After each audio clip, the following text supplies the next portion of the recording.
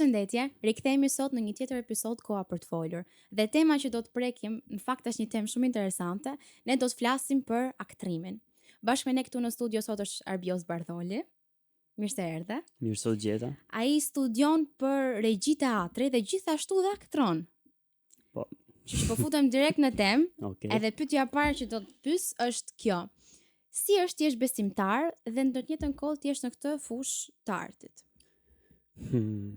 Është shumë pyetje e bukur, sepse për mua domethënë unë i dua të dyja.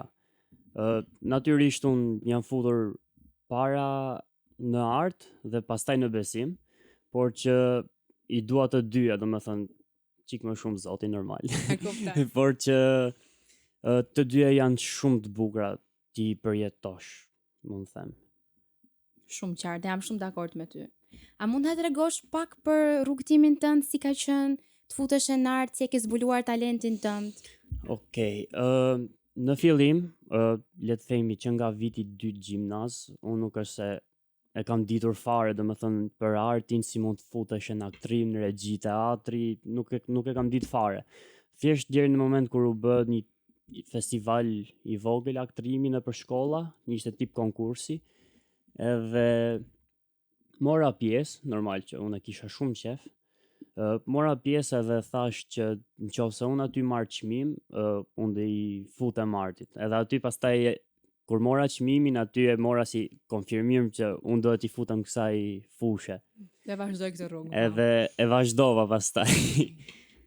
A është e vështirë ose më saktë si përzgjedh ti rolet që luan? Si përzgjedh? Ka çik ndryshim tani këtu, sepse për rolet nuk është se i parazgjedhim neve, por i zgjedh regjizori edhe na i jep rolet në bazë të tipareve, domethënë sa neve përshtatemi me rolin, mund të thuash. Për shembull, nëse unë jam i dobët, le të thuash, edhe është ku diun një rol romancë, edhe duhet një figurë e mirë, le të thush, më zgjellin mua, po nëse unë do isha i shnosht, për shembull, ku diun mund të jetë Qalaman ose diçka.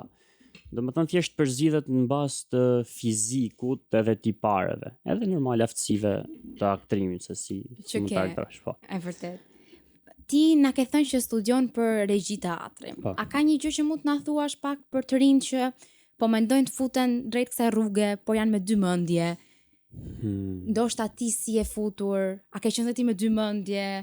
Unë kam qenë shumë me dy mendje, sepse domethënë përveç regjisë teatrit, domethënë fillim kam qenë duke u futur për aktrim, por pastaj zgjodha teatrin, regjinë e teatrit, po e shifja si kam edhe mundësi tjera, domethënë mund të isha fut ose mekanike, mund të isha fut ose menaxhim biznesi, kisha disa opsione të mëdha që mund të futesha, që normal arti nuk mund të themi që bëhesh me lek apo diçka e tillë, po që kisha disa opsione tjera që më dukeshin më të mira, por prap zgjodha pasionin më shumë se sa kesh lek ose thjesht gjëra materiale. E kuptoj. Është Edhe kjo në vetvete në fakt është shumë e bukur, që të zgjedhësh pasionin kur e di që ndonjëherë jo gjithmonë do të hapen çdo derë do hapet ose çdo rrugë do jetë shumë e lehtë për tu kaluar. Shumë e vërtetë. Po unë do të pyesja për shembull, një moment që ke qenë duke aktruar dhe ke harruar skriptin ose ke thënë një gjë që e ke kapur veten atë momenti që ke thënë mos, nuk do ta kisha thënë, e bra gabim. Ke pas një moment që e mban mend?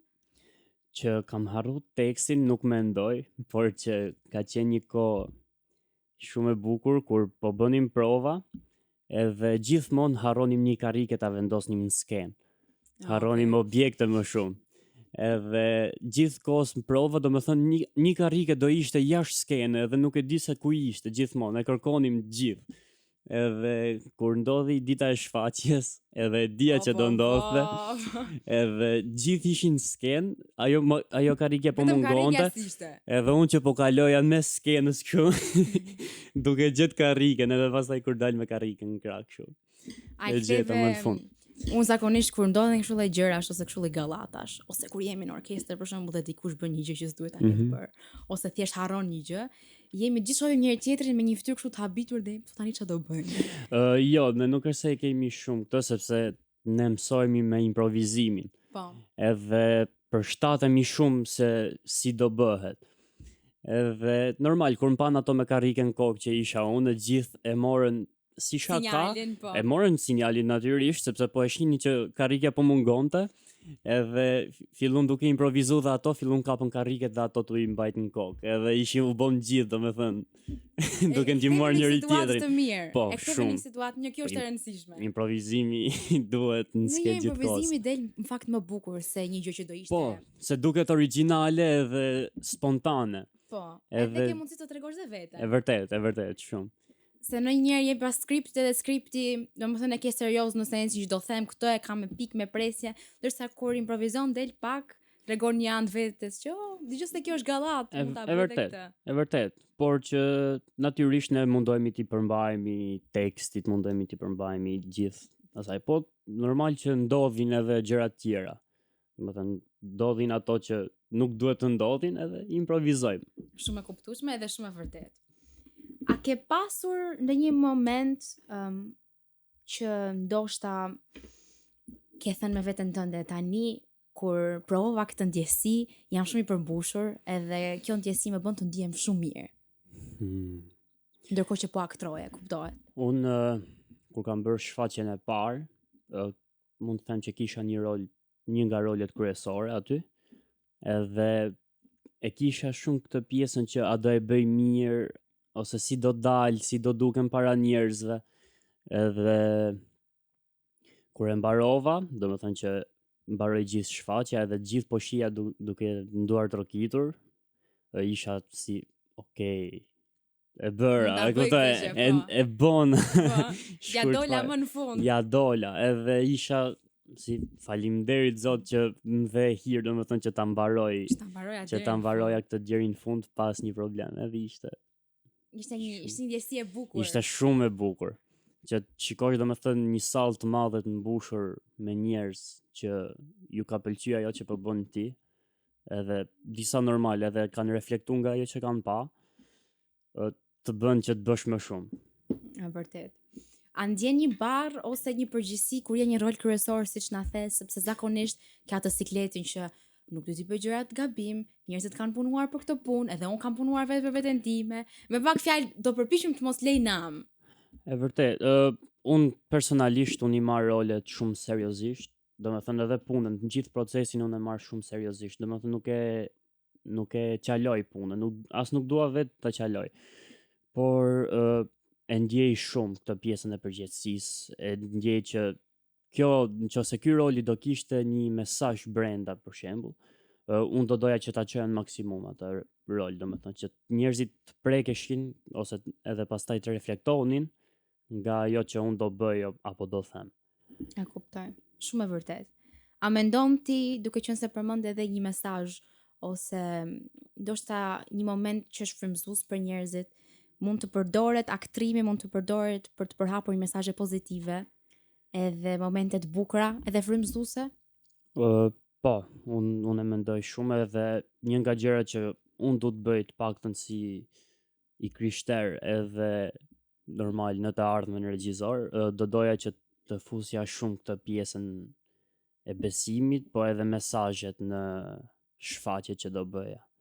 Është një nga ëndrat e mia, domethënë që dua ta bëj, që t'ju tregoj të vërtetën njerëzve. Dhe është një ëndër shumë e bukur në fakt. Ne kemi nevojë për njerëz që duan ta fusin këtë gjë në art, në aktrim, në muzikë, në pikturë ndoshta. Edhe po ta vësh re ka një bukuri të veçantë për ato shfaqje që inkorporojnë këtë gjë ose për ata njerëz që dinë të merren dhe e fusin shumë bukur. E vërtet. Kështu që unë do të sugjeroj që vazhdo ec përpara me këtë sepse kjo është një nga ëndrat që do e ndjek, pastaj normal Zoti e din në fund, kështu që. A të kanë kërkuar ndonjëherë të bësh një rol i cili nuk bie ndesh me moralin dhe besimin tënd? Edhe si ke reaguar ti në atë momente? Okej, prit mendoj pak. Ka ndodhur një herë që po më pyesnin të bëja rol të Jezusit, po që ishte domethënë në kryq, po që konteksti nuk më pëlqeu. E kuptoj. Them drejtën, domethënë ishte si më shumë për tallje se sa të japë një mesazh të mirë. Edhe normal unë nuk isha dakord sepse kush do e bënte atë. Edhe i thash, Gjoj, thash, e di që unë mund ta bëj, thash, po del jashtë besimit tim, i thash, edhe nuk më pëlqen ta bëj, personalisht nuk pëlqen ta bëj. Nëse mundet, ka mundësi që të më ndrosh një rol ose ka mundësi që të vendosësh dikë tjetër që nuk e ka problem ta bëj, sepse unë nuk ndjehem mirë ta bëj atë. Duke bërë këtë gjë. Edhe normal, fatmirësisht ajo ishte e kuptueshme edhe tha, "Okej, në rregull, s'ka problem, mund ta lëvizim." Edhe më dha një rol tjetër pastaj. E kuptoj. Shqyr që ishte e kuptueshme, E vërtet. edhe sa mirë që kur e pe këtë gjë the, "Okej, jo, nuk dua. Jo, ky nuk ishte." Po, normal, pse me vërtet domethënë ta shohësh atë edhe shohësh njerëzit që po japin një mesazh kundër, nuk do ndihesh mirë, e kupton? Nuk binte ende, po. Fare, domethënë nuk ke çfarë ndjen as emocion, as domethënë se ndjen atë dashurinë për rolin. Edhe nëse ti nuk e don rolin, nëse ti nuk e do personazhin tënd, ashtu siç do veten, nuk mund ta bësh dot. Prandaj është fik me dy presa ajo, kështu që. E vërtet, shumë edhe e kuptueshme në të njëjtën kohë. Çfarë këshilli do t'u jepje ti të rinjve që duan ta ndjekin këtë rrugë, po nuk duan të komprometojnë besimin e tyre? Unë mendoj që është pak problem kjo pjesa, por që unë kam folur shumë edhe me pastorin tim këtë gjë, sepse në fillimet e mia kur u futa në besim, unë isha fut në aktrim, domethënë në regjinë e teatrit, por edhe po aktroja. Edhe kur më ra ky rasti që të përmenda, thash, "Okej, ta flas herë me pastorin." Po, thash ta flas herë se nuk e di, domethënë isha i ri në besim, çfarë duhet bëje kështu. Edhe pastori më tha një gjë shumë të bukur, tha, "Nëse ty do të binte Juda, tha, për shembull, tha. Edhe do të binte si rol, a do e zgjidhje?" Unë thash, "Jo, se pse do të bëhesh atratar i Jezit." Pastaj tha, "Okej, po ti e din që pas asaj ka një mesazh shumë më të fortë ajo, edhe ka një mesazh të mirë, kështu që tha, unë mendoj që nëse mesazhi që ti do të përcjellësh me këtë gjë është për të mirë, ti mund bësh edhe rol negativ, tha.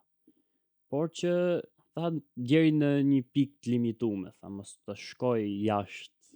E kuptova, po, qartë. Po, jashtë besimit. Sepse nuk mund bësh për shembull një rol ekstravagant, domethënë deri në atë pikë. Se ka disa kufi. Paktën unë vendos ta kufizoj veten deri me një. Dhe kjo në fakt është një gjë e mirë, të vesh kufit aty ku duhet. Ne shohim sot që në fakt kur themi aktrim, kemi ca ide për aktrimin edhe shohim duke parë te filmat, shohim njerëz ndryshëm që veprojnë në mënyra të ndryshme. Dhe të them vërtetën, megjithëse gjërat janë normalizuar sot, jo çdo gjë që bëhet është normale më, edhe ndonjëherë dhe e pranueshme. Dhe kur din të vesh kufit që unë deri këtu kaloj dhe nuk shtyp ose nuk eci mbi kësaj gjëje, do thoja që është bekim në vetvete. Po se nëse do kaloje pjesët e kufive që ti ke vendos, i bie të dalësh edhe jashtë besimit tënd, të dalësh edhe jashtë vetes tënde, që të shtysh veten që të bësh diçka që nuk e bë dot, domethënë se nuk dua të përmend disa raste, nuk më duket e mirë, të paktën si aktrim, por që aktrimi është gjë e bukur. Është shumë e bukur. Edhe të rinjve do ua sugjeroja me vërtet, por thjesht me ide të mira. Vërtet. Dhe e kuptueshme. Unë për shembull personalisht çka kam vënë në re është kur shoh të rinjt që duan të aktrojnë ose të rinj që duan të futen në art, në fushën e muzikës, në fushën e pikturës, jam gjithmonë shumë suportuese ndaj kësaj gjëje sepse mendoj që arti është një gjë shumë e bukur, ama ka një hir të veçantë për ata njerëz që janë në art, por kanë perëndin nga brapa. Vërtet. Ka një bukuri, ka një hijeshi, kur e sheh atë person thua, kjo është e bukur, edhe unë e dua këtë. Edhe kur i bën gjërat me Zotin gjithmonë ka paqe, duket sikur dhe po të marrësh probleme, domethënë po të marrësh situata që janë problematike, kthehen në situata e vërtet, por probleme do kesh gjithkohë, sepse normal, e vërtet. I ka. Por që mendoj që Zoti punon edhe do të t'jap forcë edhe hir që ta kalosh atë. Zoti punon dhe mbrapa skenave. Normal. Kështu që kur ne shohim edhe nuk dim gjë, nuk kuptojmë që ai gjithmonë punon. edhe na ndihmon, na jep hir. Shumë e vërtet. Arbiosi, që shumë kënaqësi që të kishim në studio. Faleminderit që më Bekimet e ftova. Zotit mbi ty. Shpresoj që rruga jote të jetë e lehtë e bukur, po dhe të ketë momente shumë përmbushse bashkë me Zotin ndërkohë që ecën në këtë rrugë. Amen. Bekimet e qiellit gjithashtu dhe mbi ju. Lutem që të kemi një fundjavë sa më të mbar dhe bashkë të shihemi herës tjetër në koha për të folur.